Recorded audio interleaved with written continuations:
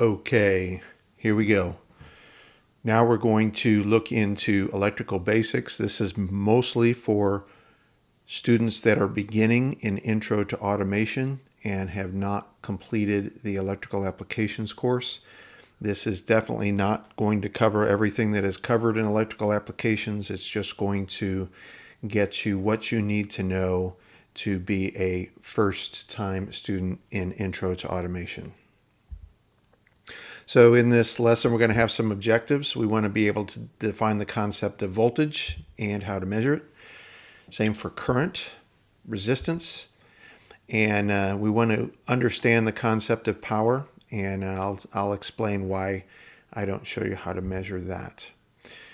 We want to be able to compare an open circuit versus a completed circuit, and we want to be able to contrast a series circuit to that of a parallel circuit. Okay, let's get going.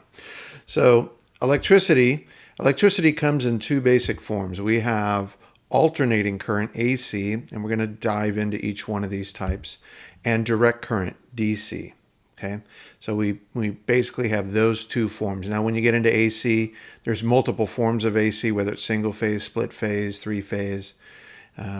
Direct current is pretty much just direct current. Okay, for alternating current is useful, and is why we use it at home, is because we can transmit it over long distances with minimal losses. And the electricity that we use out of the outlet in our home is alternating current. Of course, in commercial buildings as well as industrial applications, we also use alternating current. In industrial applications, it is three-phase instead of single-phase. I'll show you what single-phase is in this presentation. And the name alternating current is derived from how it actually presents itself. We're going to see in the next slide what alternating current actually looks like. But the current flows in one direction for a given amount of time, and then it flows in the opposite direction, or it alternates around zero for the same amount of time. And a typical wall outlet, we get 120 volts, and it's single phase. You're going to see a graph of that here in just a minute of alternating current. So to the left is a generator. We're going to learn about that in electrical applications.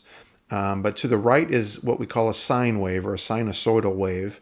And if you ever studied trigonometry, their sine, cosine, and tangent functions all have to do with this mathematical principle. But what we're looking at here is a sine wave. And if you notice, it's alternating. That center line here in the middle is 0 volts, or amps, I guess, 0 amps. Up here would be the maximum amount of amperage in the positive direction, and down here would be the maximum amount of amperage in the negative direction. If you notice, it continues to alternate back and forth. And this is going to be very useful for us for transforming the power and transmitting the power, and that's why we use alternating current. So that just gives you a visual of what we're talking about when we mean alternating current. Conversely, direct current is useful because it can be stored in a battery. It doesn't have to be. We could transform through a power supply alternating current into direct current. In fact, the power pack for your computer does that. We plug it into the wall, and it goes through that little box that has a transformer and some other electronics in it to convert it from alternating current to direct current. And ultimately, your computer runs on direct current because we can, if it's a laptop, we can unplug it and walk around and still have it powered by an internal battery. DC electric power can be found in cars, cell phones, personal computers. Pretty much anything that doesn't have a cord that connects to a wall is going to have, and is electronic, is going to have a direct current or DC battery in it. The name direct current is derived from how it presents itself. The current flows in one direction continuously. It does not alternate. We're going to look at that on a graph as well. And the typical car battery has 12 volts of potential available to start the car. Some cars, older cars, worked off of 6 volts. Some motorcycles work off of different voltages. And some boats work off of different voltages as well. So this is what direct current would look like. This is the same graph, but it doesn't alternate at all. It's just steady. It is a constant current that we get out of this battery, and that's why it is called direct current. It doesn't alternate. It is just a direct signal. That's why it's a straight line. Okay, let's look at the concept of voltage. Okay, voltage can be thought of as electrical pressure. So I like to compare electricity to water pressure, because a lot of people understand water pressure. When you are at a sink and the faucets are closed, there's a certain amount of pressure that's available to you. You just can't get it out of the faucet till you actually allow a path for that water to flow. But that pressure is there, and that's what we have in a battery as well. It's electrical pressure. It's available to us. It's not being used. This battery right here is not being used at the time. It is, but it has a certain voltage that is available to us. So water in a faucet has pressure, potential energy that needs a path for the water to flow. Same for a battery. Battery has voltage, which is potential energy as well, that is ready to use, but it needs a path. Okay. The source is measured in volts, which is abbreviated by the letter V. So those are the units. And in this picture, everybody's pretty familiar with this. This is a 9-volt battery. So it has 9 volts of potential energy. But currently, if it's not in a circuit, that energy isn't being used. It's just being stored. Let's look how we would measure voltage. So first, we know that there's 2 different types of electricity: alternating current and direct current. So we need to make sure that we're selecting the right selection when we turn our meters on here. Now it kind of makes sense. The V stand for voltage, and then the squiggly line over the top is meant to depict a sine wave, which is alternating current. So the V with a straight line over it is our direct current. Okay, it does not alternate. So when we're measuring from a battery, make sure to click it to this second position right here. And when we're doing alternating current, make sure to select that position there. Okay. When we measure current, the black lead goes there. As a matter of fact, the black lead always goes there for any measurement. And the red lead would go there for voltage. You can see right here it says V. So for voltage, you put the red lead there. It's not always going to be that location for all measurements. And then we want to ensure that we have the right units here. So if you click it to this first position, we're measuring AC. Make sure that it says VAC, volts AC here. If you click it to the DC, it may still say VAC, and you have to push this yellow button here to switch that to DC. So just keep an eye out for that. Okay, now let's talk about current. Current can be thought of as electrical flow. Okay, so water from a faucet flows when a path is given to it. Okay. The battery produces current when it has a completed circuit provided to it. Okay, so conventional current flows from the positive terminal of the battery to the negative terminal. There's actually another way of looking at current, but in this course, we're always going to refer to current flow as conventional current flow, and that is positive to negative. And current is measured in amperes, which we just shorten as amps, and it is abbreviated with the letter A behind any given quantity that you have.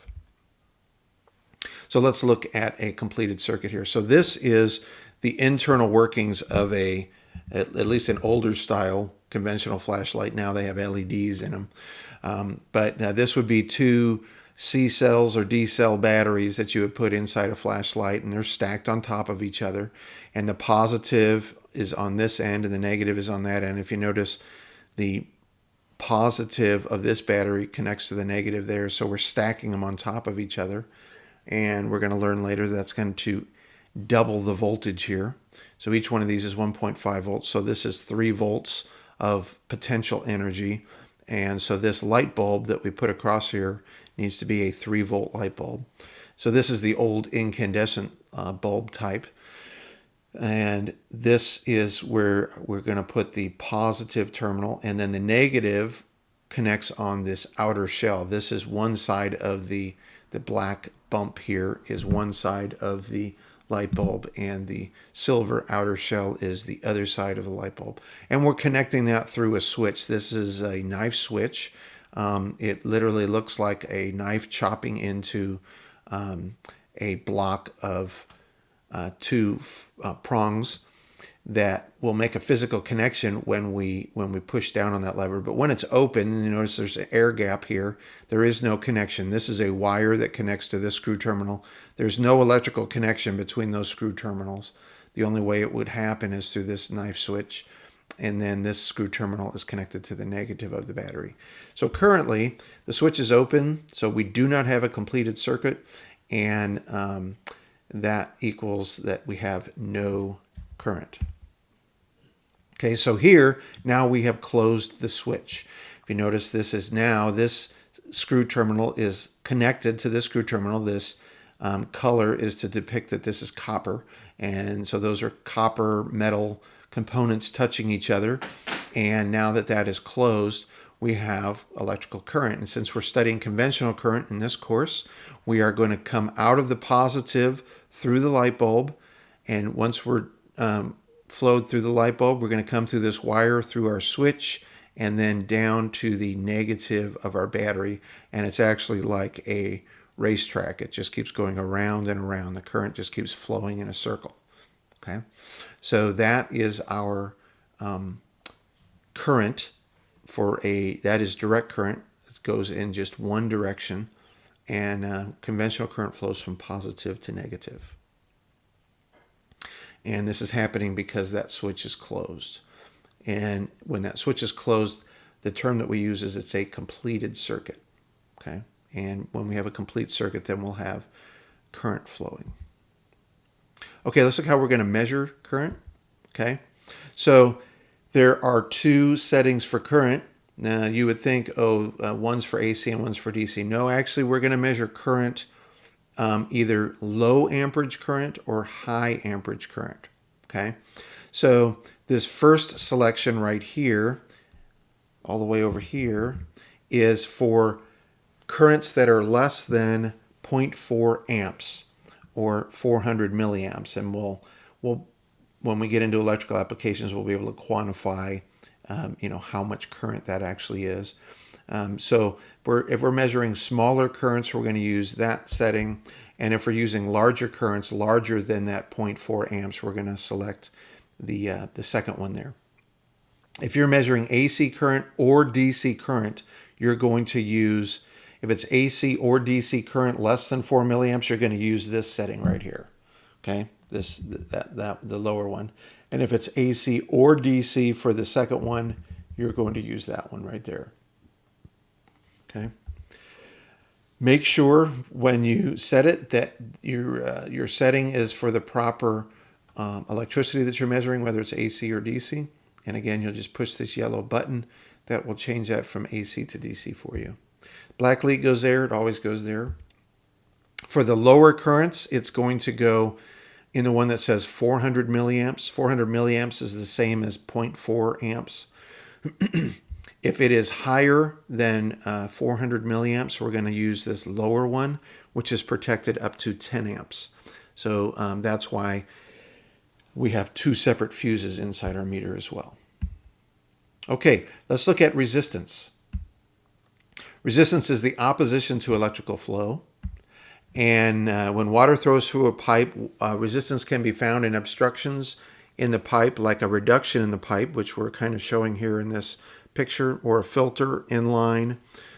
So imagine a garden hose has water running through it. If you start squeezing the garden hose and causing a restriction there, you're going to slow down the water flowing through it. So this is a really good depiction right here in the lower right hand corner of a volt, an amp, and an ohm. It really kind of pictorially gives a description of what I'm showing you. Voltage is the pressure that is pushing the amperage through the wire, and ohms is what is restricting how much how much flow you're going to get through the wire. Okay, but they're depicting it like a pipe here. Every conducting material, even copper, has some quantity of resistance. Now, copper The resistance of copper is very, very low. That's why it makes a very good conductor. But it has to have some form of resistance for there to be electrical flow. If it has infinite resistance, then it is an insulator, which is what we put on the outside of the wire to insulate us from getting shocked. Every circuit needs resistance in order not to damage the power supply. Okay, so even though copper does have some resistance, if I hooked a copper wire from one lead of your car battery to another lead of your car battery, because the resistance is so low, the amperage would be so high and it would damage the battery. So we need an appropriate amount of resistance for the power source. And typically we either use a circuit breaker or a fuse to protect the power source to make sure that we're not going to try to draw too many amps out of it. And then the fuse will blow or the circuit breaker will pop, and you'll have to reset the circuit breaker or replace the fuse if that occurs. The resistance is measured in ohms, which is the Greek letter omega is what we're going to use to represent that. Ohm is the gentleman who actually discovered the concept of the electrical resistance, and that's why the units were named after him. Okay, let's see how we're going to measure resistance. Okay, so to measure resistance, if you notice, that ohm symbol is right there on the meter. So the omega symbol, that is going to represent ohms. So you select that to actually measure a quantity. And so then you want to ensure that it says ohms there. The picture that I have for this meter was it only showed volts there. So don't be confused that we're talking about ohms and this says volts up there. That would say ohms up there. Black lead goes in the lower right-hand corner, and the red lead, again, goes over here in this position. If you notice, the omega symbol is also shown there. Okay, let's talk about the concept of power. So power can be thought of as the rate of electrical energy. In fact, when you pay your electric bill, you pay a certain rate. You're paying your power bill because it's the rate of electricity that's coming into your house. And if you're using more electricity, the rate increases. That's why you pay more for your electrical bill than maybe your neighbor who has a slower rate coming into their house. One way to understand power is through heat. So an incandescent light bulb, when lit, produces light and heat. Both of those are forms of power. Okay, so when we power up a light bulb, we use that term a lot. You power up the light bulb, it is producing light. And an incandescent light bulb, I specifically say an incandescent light bulb, it's actually very inefficient. That's why we replaced it with compact fluorescence and now LED bulbs, because they produce light without producing much heat. The old incandescent light bulb produced light and a lot of heat. In fact, you would burn your hand if you touched the light bulb. Now, if you touch a light bulb, it's so cool that it doesn't actually hurt. Power is measured in watts, which is abbreviated by using the letter W. So now all of the wattages that people are used to, like a 60-watt light bulb is the common one that we would use around the house. When you buy LED light bulbs now, they'll say it's a 60-watt equivalent. It actually draws considerably less wattage to produce the same amount of candle power that a 60-watt incandescent light bulb would be. So if you go out and buy a 120-watt LED light bulb or equivalent light bulb, it's probably only going to pull something like 10 watts, which is why it's an energy saver. So a 60-watt incandescent light bulb, I'm very specific to say incandescent light bulb, will consume 60 watts of power. Okay? We cannot measure power with our meter. Okay? There are meters that you can do it. It actually takes extra leads to be able to do it and take two measurements at the same time. But it is possible for us to calculate active power by multiplying the voltage across a component, the current through it, and doing this calculation. Watts is just going to be volts times our amps. The meter that I spoke of would actually be a meter that you could take a voltage measurement and a amperage measurement at the same time, and then internally inside the meter it does the math for you. But our meter doesn't do that. But it is possible for us to calculate it anyway. Let's look at some electrical symbols. We don't physically draw a battery on the screen. Batteries come in different forms and shapes. So this is the modern version. There are some archived versions of being able to depict the battery. But in our study, we're always going to use this modern representation. It's a circle with a plus and a minus. We use the circle because quite often batteries are round, like a D cell or a C cell, or even the little ones you put in watches and things like that. And then we just show a positive and a negative, typically positive on the top and negative on the bottom. And then we say what voltage that power source is. And for a 9-volt battery, we would put 9 volts to the left of the circle there. For an alternating current signal, we actually replace the plus and the minus inside the circle with a sine wave. So that makes sense because we saw that alternating current presents itself in a sine wave form. And then we just write 120 volts on the outside. Now, we don't actually have to put 120 VAC to denote that it is AC when we use the symbol, because the symbol tells us AC or DC. When we actually write it in a sentence, we do need to actually say 120 volts AC, just so people know we're talking about AC and not DC voltage.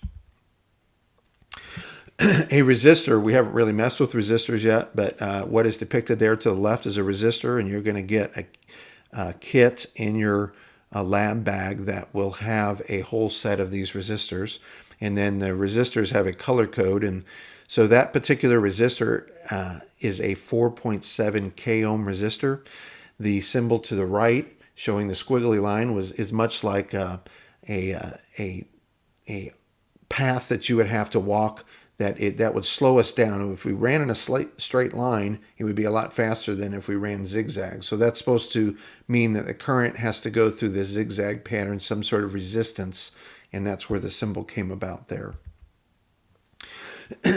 When we use the term open circuit, this is to depict that knife switch. This is just a generic switch, but that knife switch that I was showing on the flashlight example is depicted by that symbol, and the switch is open right now.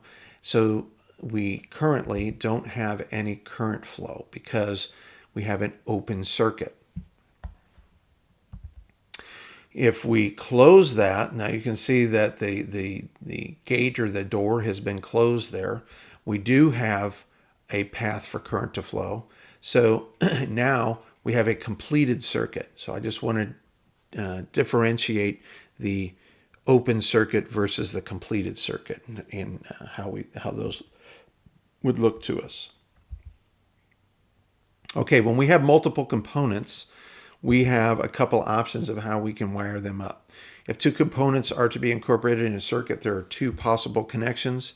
You can connect them in series, and we'll see a picture of that, and you can connect them in parallel. And those are the only two options if you have two components. So series connected components would be depicted like this. This would be a 9-volt battery and those two resistors that we have. We would take the 9-volt battery, we would connect it to one end of the resistor, and then the opposite end of that first resistor we would connect to the beginning of the second resistor, and then the end of that second resistor would be connected back to our 9-volt battery. That is connection in series. And over here, we would connect the beginning of the 9-volt battery to the beginning of both the first resistor and the second resistor. And then the ends of each one of those resistors would get returned to the negative of the 9-volt battery. And that would be connecting those components in parallel. Let's look at the characteristics of series and parallel circuits. So in a series circuit, the current is common. Okay, so the current that flows through resistor 1, the first resistor, is going to flow through resistor 2 as well. Okay, but the voltage is going to be divided up. So there's going to be a certain voltage drop, and in the electrical applications course we'll go into all the formulas of how to calculate that. We're just doing an overview here. The voltage gets divided amongst those components, and the resistance, when you add resistance onto this circuit, it's going to increase our total resistance, and the power consumed by each one of the devices is just additive. So we can just add them all up to get to our total power. Okay, so conversely, let's look at the parallel circuit characteristics. Voltage is common among the two. Okay, so the current is no longer going to be common, but the voltage is going to be common. Remember, if we look at the picture, it's going to have those components both connected across the power supply. So in this picture back here, this 9-volt power supply, we're going to have 9 volts across this resistor, and we're going to have 9 volts across this resistor. Conversely, over here, we have 9 volts here.